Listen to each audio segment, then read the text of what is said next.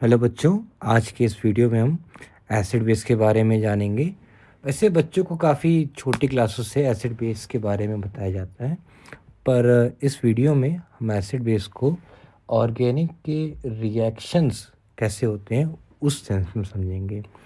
अच्छा, एसिड और बेस हैं क्या? इस चीज़ को एक्सप्लेन करने के लिए हमारे पास दो थ्योरीज़ हैं। दो थ्योरीज भी इनको बोला गया है, दो कॉन्सेप्ट भी बोला गया है। अच्छा, पहला जो कॉन्सेप्ट आता है वो आपका है लॉरी ब्रॉन्स्टेड का। लॉरी ब्रॉन्स्टीड।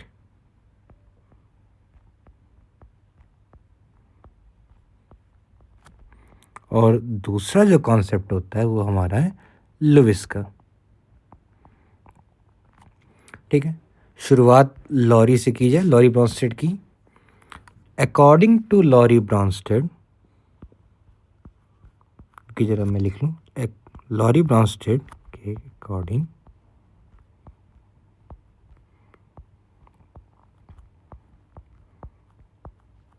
इसके अकॉर्डिंग अगर कोई सब्सटेंस प्रोटॉन या H+ को अगर डोनेट करता है तो वो एसिड है, और अगर एक्सेप्ट करता है तो वो बेस है।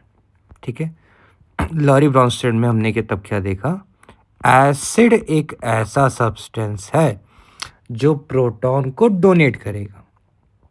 Acid is a substance, acid एक ऐसा सब्सटेंस है जो प्रोटॉन को डोनेट करेगा।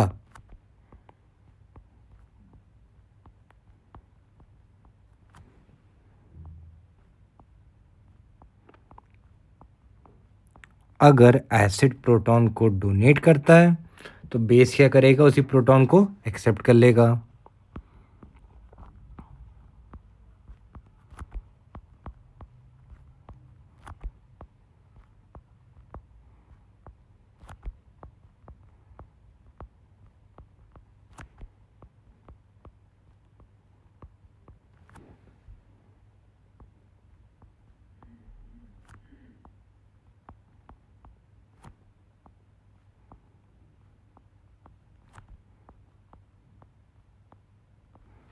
ठीक है, अच्छा, इन जनरल क्या बोला गया है, किसी भी एसिड बेस की रिएक्शन में क्या क्या होंगे, एक तो भाई हमारा एसिड होगा और एक तो हमारा बेस होगा। इसमें तो किसी को कोई डाउट नहीं है। ठीक है, किसी भी एसिड बेस की रिएक्शन में हमारे दो चीज़ें हैं, एक तो एसिड रहेगा जो कि प्रोटॉन दे रहा होगा, दूसरा क्या है, हमारा बेस जो कि प्रोटॉन को एक्सेप्ट कर रहा होगा। एसिड हमेशा कन्वर्ट किस में होगा, अपने कॉन्जुगेट बेस में।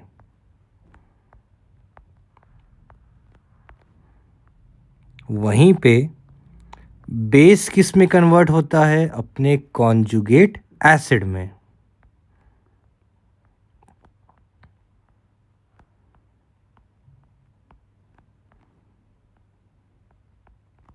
एसिड का कन्वर्जन अपने कॉन्जुगेट बेस में, बेस का कन्वर्जन अपने कॉन्जुगेट एसिड में। अब यहाँ से एक जो ज़रूरी बात आती है वो ये है कि स्ट्रॉन्ग एसिड का हमेशा एक वीक कॉन्जुगेट बेस होता है। स्ट्रॉन्ग एसिड का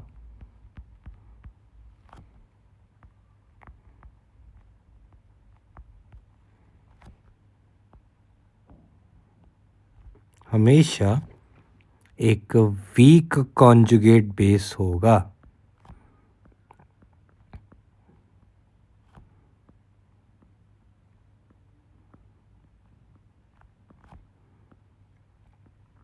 और वहीं पे एक वीक एसिड का हमेशा स्ट्रॉन्ग कॉन्जुगेट बेस होता है।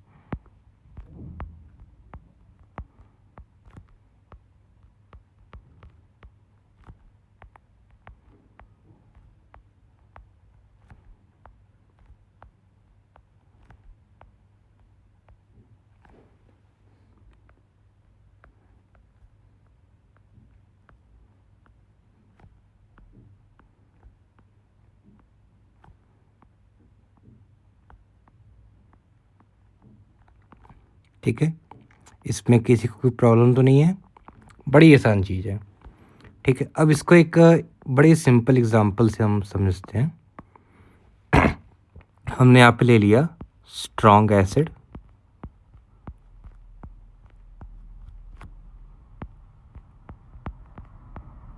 यहाँ पर हो गया strong base,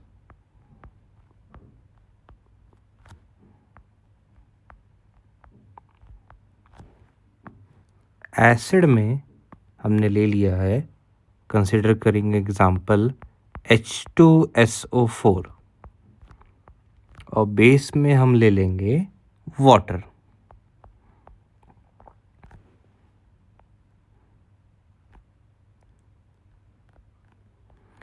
by definition H2SO4 एक एसिड है, तो क्या देगा अपना प्रोटॉन H+, और वाटर जो कि बेस है तो बाय डेफिनेशन वो प्रोटॉन को करेगा एक्सेप्ट। वाटर अगर प्रोटॉन एक्सेप्ट करेगा वो किस में बन जाए, क्या ट्रांसफॉर्म होगा, H3O+, और एसिड हमारा क्या बन जाएगा, HSO4-। अब ऊपर हमने क्या लिखा था, स्ट्रॉन्ग एसिड का weak conjugate base, H2SO4 strong है तो उसका कॉन्जुगेट बेस क्या, HSO4-, जो कि नेचर में कैसा है, एक वीक कॉन्जुगेट बेस।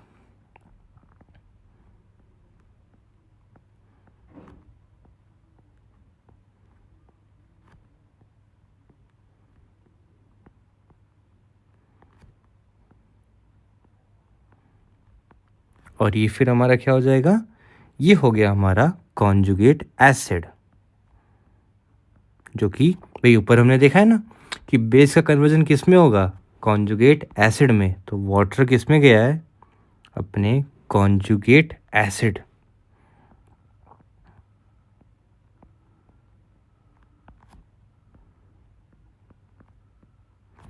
एक एग्जांपल और हम देखते हैं, HCl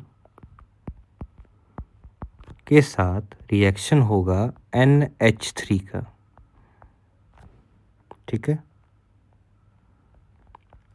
सो HCl H+ देगा अपना प्रोटॉन और NH3 एक्सेप्ट कर लेगा।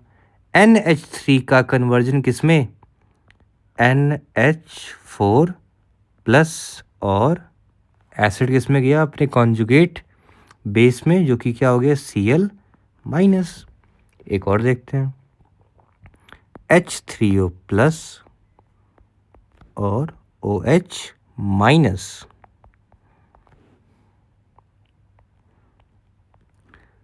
H3O+ अपना H+ देगा ये प्रोटॉन और एक्सेप्ट कौन करेगा, OH-।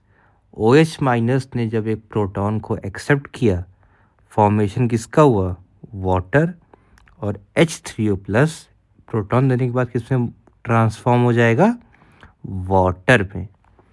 एक और देखते हैं, NH4+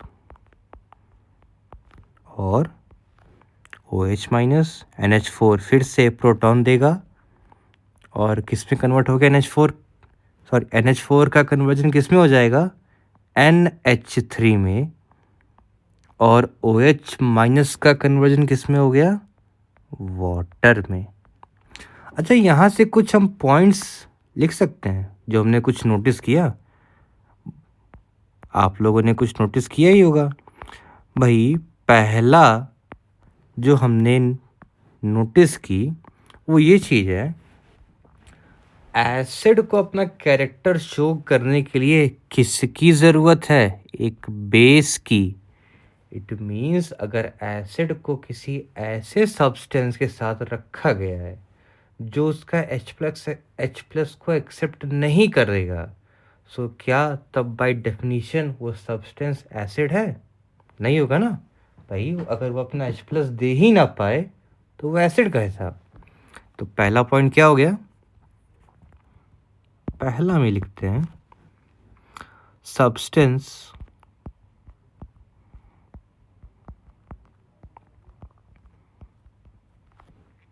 act as acid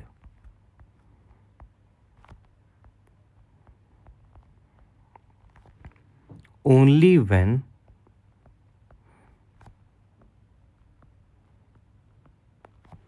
another substance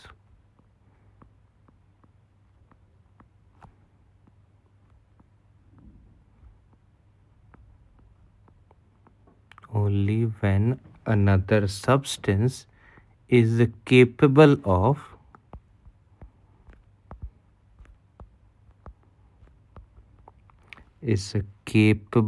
of accepting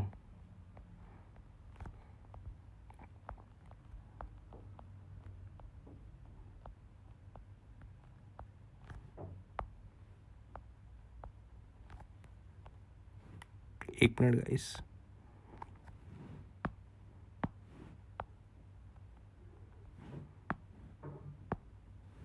accepting proton. एक सब्सटेंस एसिड की तरह तभी एक्ट करेगा जब कोई दूसरा सब्सटेंस उसका प्रोटॉन को एक्सेप्ट करने को रेडी हो। एग्जाम्पल अगर हम दें, जैसे HCl को अगर हम बेंजीन के साथ रिएक्ट करवाएं, सो बेंजीन HCl का प्रोटॉन एक्सेप्ट नहीं करेगा। सो तब इस केस में बाय डेफिनीशन HCl एक एसिडिक सब्सटेंस नहीं है। सो HCl in benzene is not acidic. सही है। दूसरा, अच्छा एसिड ने प्रोटॉन दिया, H+ आयन देगा। H+ आयन किस फॉर्म में एग्जिस्ट करता है? अक्सर करके वो फॉर्म में एग्जिस्ट करेगा हाइड्रेटेड वाटर, या फिर इसको हाइड्रोनियम आयन बोला गया। ठीक है, तो सेकंड पॉइंट क्या हो जाएगा कि किसी भी एक्वस सॉल्यूशन, भाई देखिए कंडीशन फिक्स है, एक्वस होना चाहिए और किसी में नहीं। किसी भी एक्वस सॉल्यूशन में, in an aqueous solution H+ ion या proton exist as a hydrated ion या फिर H3O+ या hydronium ion. Exist as a hydrated ion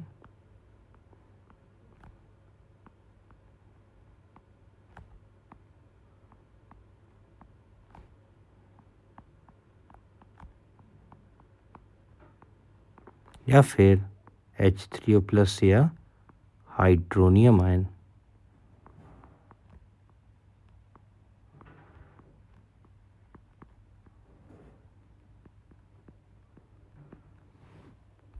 अच्छा, तीसरा पॉइंट क्या हो जाएगा? केवल मॉलिक्यूल ही नहीं, हमारे आयंस भी एसिड बेस की तरह एक्ट करते हैं।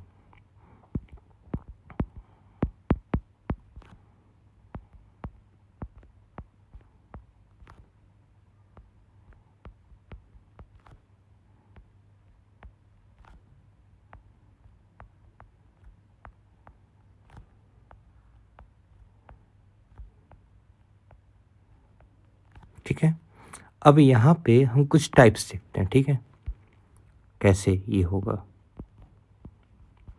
यहाँ पे हम लिख लेंगे टाइप्स। यहाँ पे सेग्रीगेशन एसिड और बेस का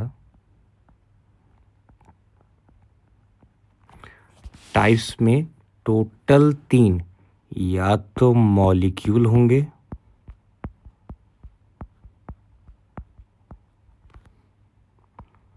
या तो कैटायनिक, या तो फिर anionic.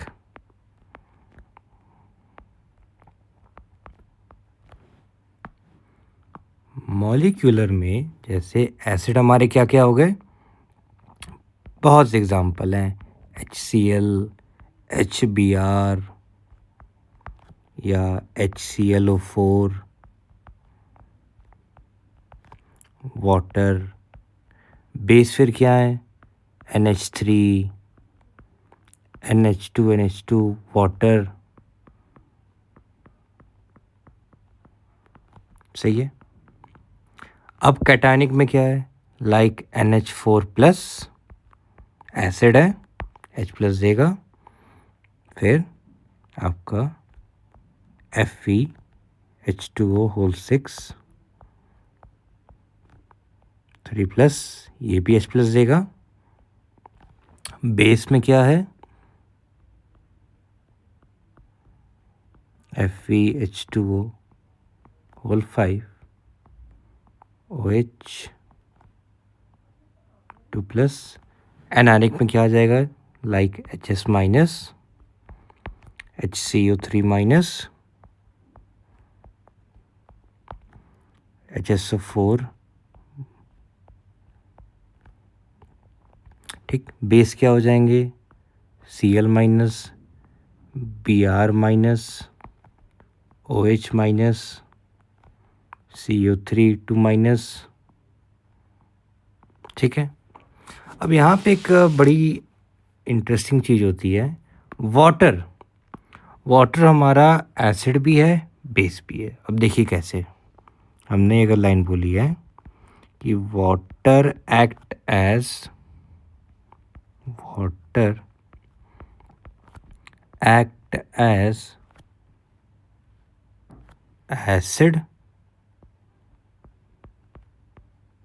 As well as base.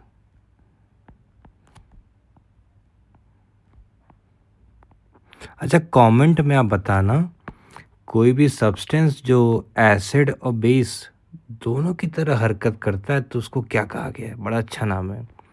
ठीक है, हमने ये बोला कि वाटर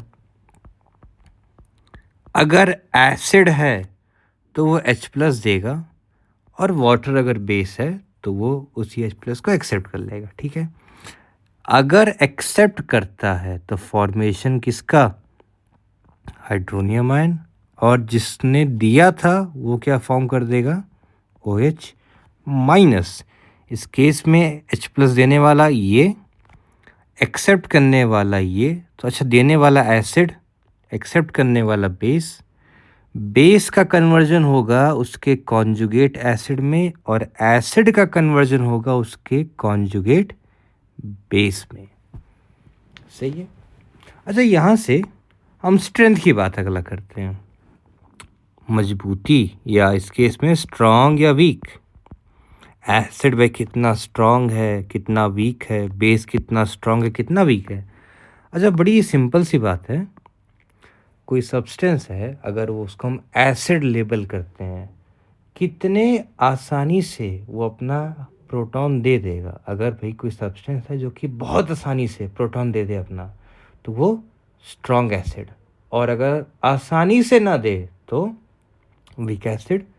उसी तरीके से कोई सब्सटेंस है, अगर वो बहुत ईजिली प्रोटॉन को एक्सेप्ट करता है तो स्ट्रॉन्ग बेस, अगर ईजिली एक्सेप्ट नहीं करता तो weak base. So tendency to accept या डोनेट प्रोटॉन, भाई कितने आसानी से, हाउ ईजिली। ठीक है, हाउ, ठीक है, इसको अगर मैं डेफिनेशन इसकी अगर लिखूं तो स्ट्रेंथ किसकी, एसिड या बेस की, स्ट्रेंथ एसिड या बेस की डिपेंड किस पे करती है, उसकी टेंडेंसी एक्सेप्ट करने की या डोनेट करने की। सो स्ट्रेंथ ऑफ एसिड और base depends on the tendency of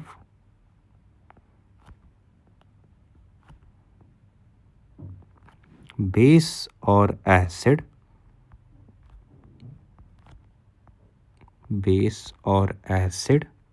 which accepts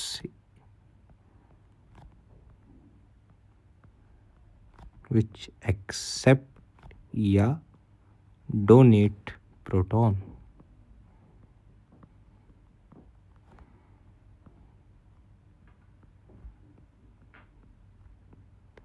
ठीक है। अच्छा, यहाँ से एक बड़ी और ज़रूरी लाइन निकल के आती है कि मीडियम पे भी स्ट्रेंथ डिपेंड करती है, या मीडियम डिसाइड करेगा कि वो सब्सटेंस एसिड है या बेस है। अब देखिए कैसे, पहले ज़रा मैं लिख दूं,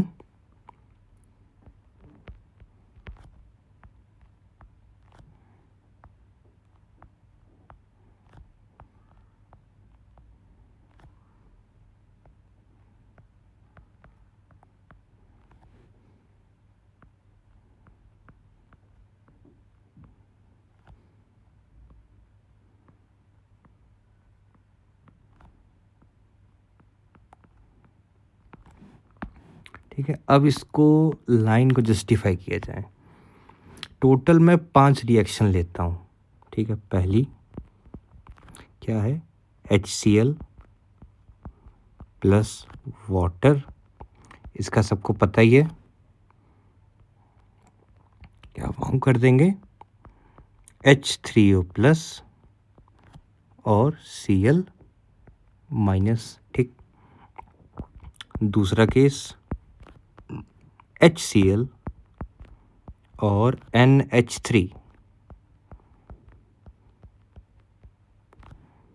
ये किसी का फॉर्मेशन करेंगे, NH4 plus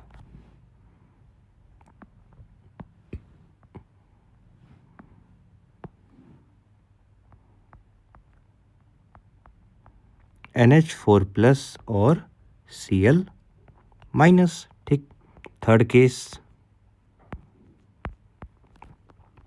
HCl in benzene,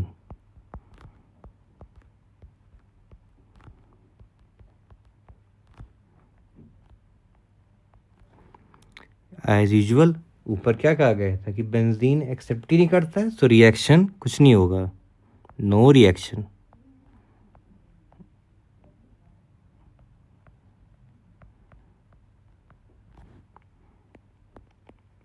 ठीक है, fourth HCl with acetic acid,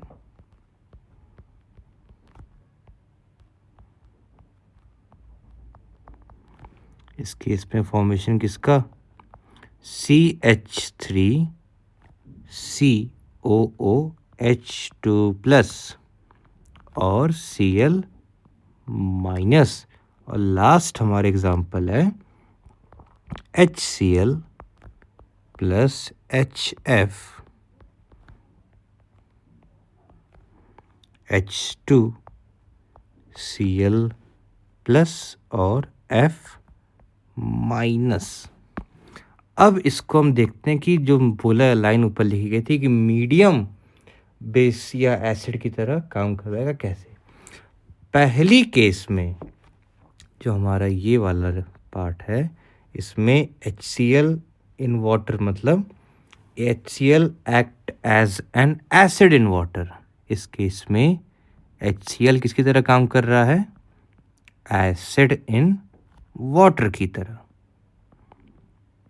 ठीक है, सेकंड केस में HCl इन NH3, क्या HCl एक स्ट्रॉन्ग एसिड की तरह एक्ट कर रहा है, strong acid in NH3।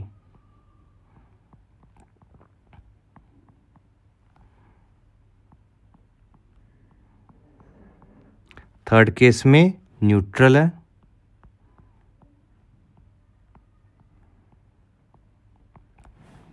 Fourth case में HCl एक वीक एसिड की तरह काम किया,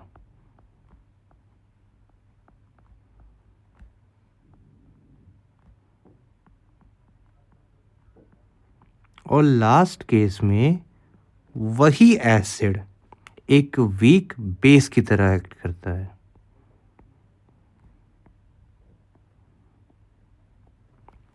अब आपको कुछ दिखा, हमारा एक सब्सटेंस तो सेम था, HCl पांचों केस में। चेंज क्या हुआ, हमारा मीडियम चेंज हुआ है पांचों केसेस में, और मीडियम ने डिसाइड किया कि HCl एसिड है कि स्ट्रॉन्ग एसिड है, कि वो न्यूट्रल सब्सटेंस की तरह एक्ट करेगा, वो वीक एसिड है या फिर वो वीक बेस है। सही है, तो इस पांचों रिएक्शन से आपको समझ में आया होगा कि सब्सटेंस सेम होगा पर बेस डिसाइड करता है कि वो स्ट्रॉन्ग एसिड है या वीक एसिड है। ठीक है, अब इसके बाद हम सॉल्वेंट की क्लासिफिकेशन देखते हैं on the basis of proton giving tendency. So point number 5, classification of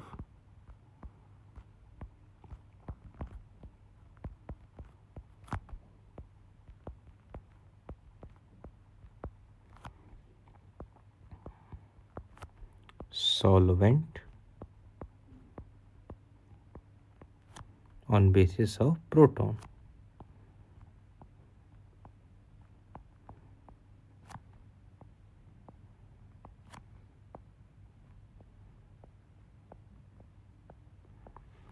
पहला है फर्स्ट हमारा protophilic.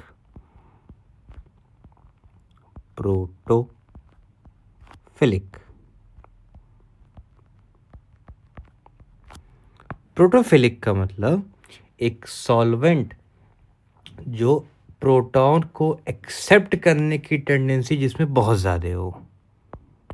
So solvent which have a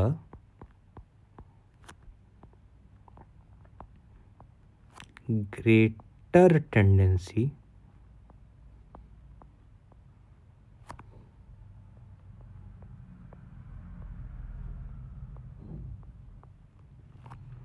to accept proton।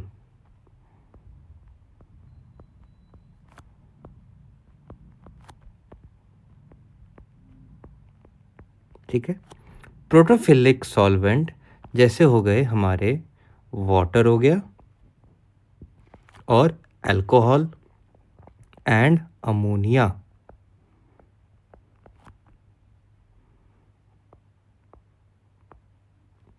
ठीक है, सो कोई भी सब्सटेंस हो जो प्रोटॉन एक्सेप्ट करने की जिनमें टेंडेंसी ज़्यादा है वो नेचर में कैसे हो गए, प्रोटोफिलिक।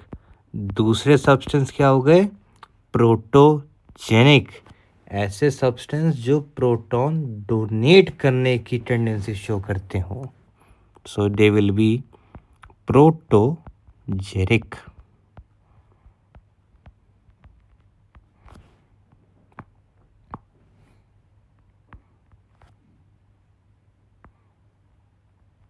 greater tendency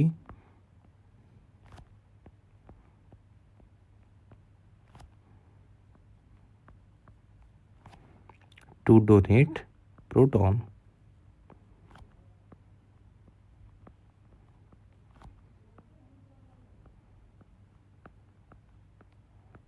ठीक है, थर्ड टाइप हो गया एम्फीप्रोटिक। एम्फीप्रोटिक का मतलब जो या तो एक्सेप्ट भी कर सकते हैं या डोनेट भी कर सकते हैं।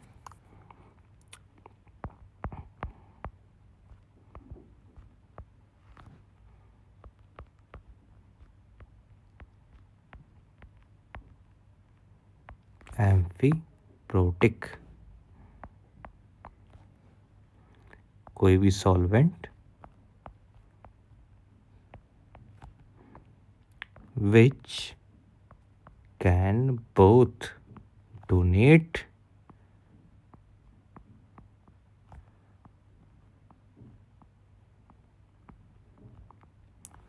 and accept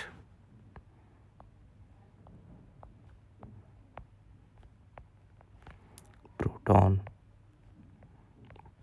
जो प्रोटॉन डोनेट भी कर रहे हैं और एक्सेप्ट भी कर रहे हैं, इसके एग्जांपल क्या हो गए, जैसे वाटर। और लास्ट में हमारा आता है एप्रोटिक। भाई नाम से क्लियर है, ना तो ये प्रोटॉन को एक्सेप्ट करते हैं और ना ही ये प्रोटॉन को डोनेट करते हैं। So this substance will be aprotic.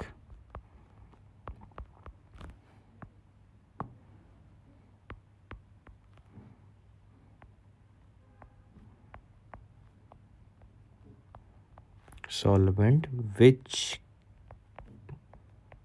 can't neither accept or donate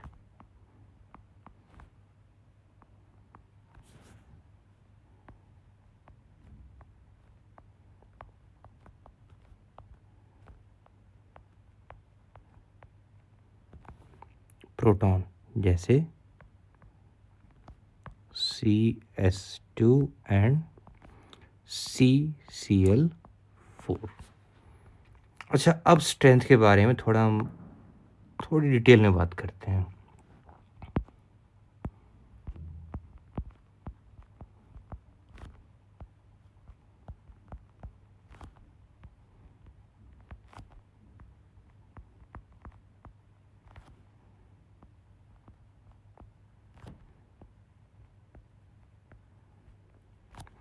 यहाँ पे अगर हम स्ट्रेंथ को डिफाइन करें, सो इट विल बी, अच्छा स्ट्रेंथ को आयोनाइजेशन कांस्टेंट में मेजर करते हैं, ठीक है। तो strength is measured in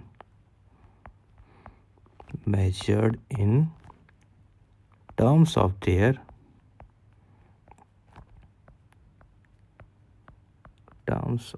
their ionization constant.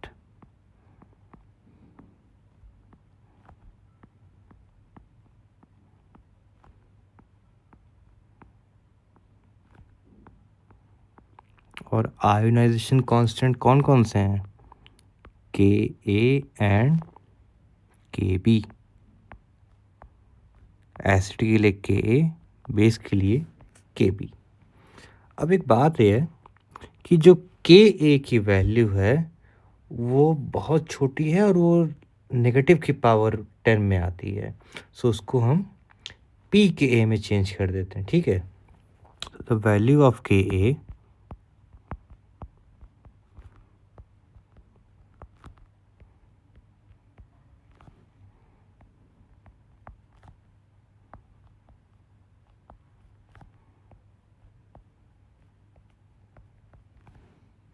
बहुत छोटी है, so it is expressed in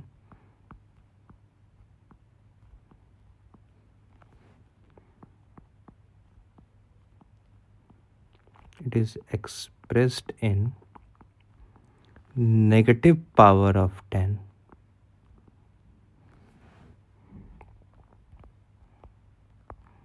और इसको जब नेगेटिव पावर में किया गया, so it is converted into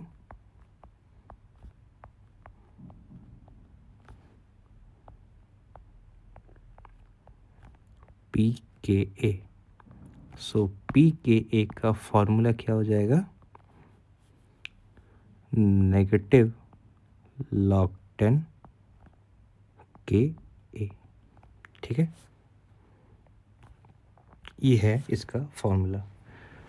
अब जैसे एग्जांपल अगर इसका लिया जाए, सो CH3COOH, इसकी Ka की वैल्यू आती है 1.75 इंटू 10⁻⁻5। सो इसको हम कन्वर्ट जब किए फॉर्मूले में पुट करके, सो pKa इज इक्वल्स टू 4.76। अब एक बड़ी ज़रूरी लाइन है, देखिए इस पूरे कॉन्सेप्ट की ज़रूरी लाइन ये है कि एसिड जितना ज़्यादा स्ट्रॉन्ग हुआ, Ka की वैल्यू उतनी ज़्यादा और pKa की वैल्यू उतनी ही कम, ठीक है। ये बहुत ज़रूरी लाइन है, आपको याद रखनी पड़ेगी। Stronger the acid,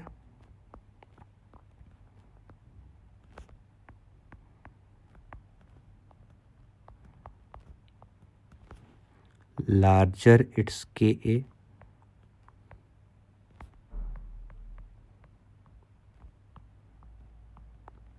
and smaller the pKa।